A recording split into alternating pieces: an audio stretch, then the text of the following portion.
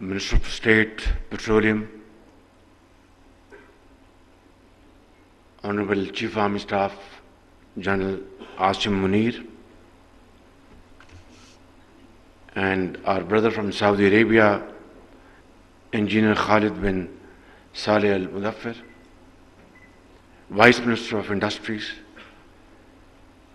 Secretary Petroleum, Captain Mahmood,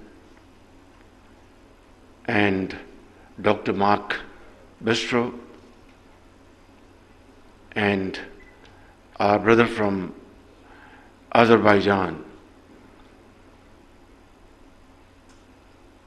Kamal Abbas, Deputy Minister, Excellencies, Honorable Federal Ministers, Chief Ministers, and very eminent investors, not only from Pakistan, but from our friendly countries and brotherly countries, eminent journalists, young entrepreneurs, business houses, ladies and gentlemen, Assalamu alaikum, and a very good late morning. I think today is a great day for me and obviously for all of us.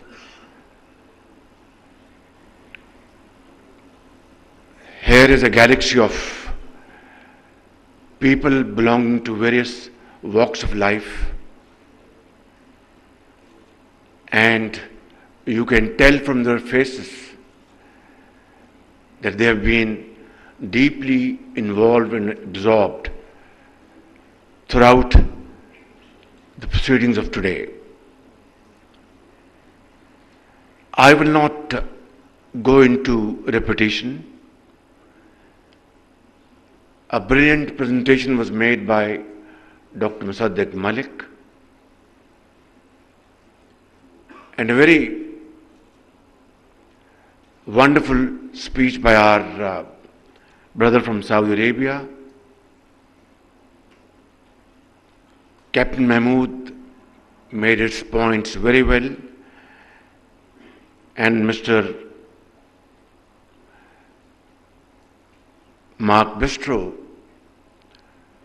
spoke in a very frank manner and a very heartwarming and heart-touching speech from the Chief Army Staff. So I will just stick to a few points because there is hardly anything more I can add on to their brilliance and extremely well articulated points. As it has been said that this has been a journey of 75 years, it has been mentioned that we have with us deposits worth $6 trillion. $6 trillion. Imagine $6 trillion, and yet where we stand today. I will just make a few points to explain my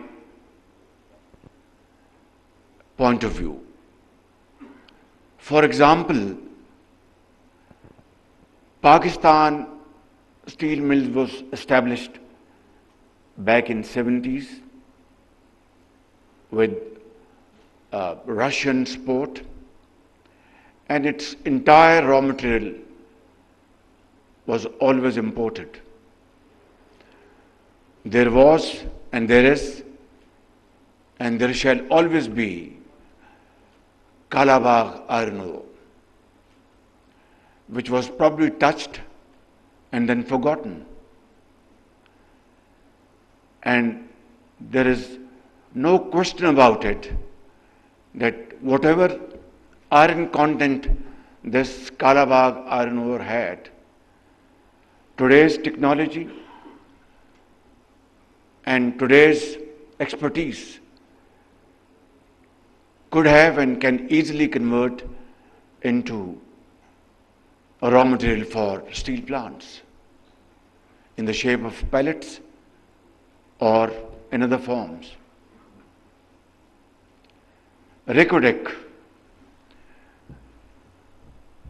another case in point. Without going into details, there was a penalty of $10 billion imposed on Pakistan. And God forbid,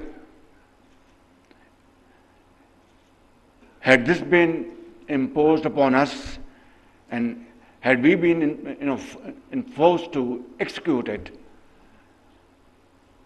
we would have lost our entire foreign exchange and yet not have been able to meet this challenge. Look at Tharcoal, the largest or one of the largest coal deposits around the globe. Alhamdulillah, today one can say with a sense of pride and achievement that this has been now converted into wealth for Pakistan. But where were we as a nation for the last 75 years? Were we beholden to certain cartels or not able to explore this huge wealth of Pakistan for the well-being of the people of Pakistan for certain pressures, political reasons, or what?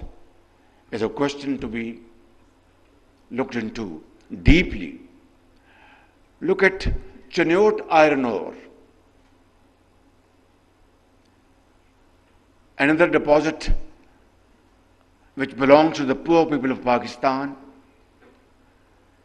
and was subjected to worst kind of pilferage and corruption and corrupt practices.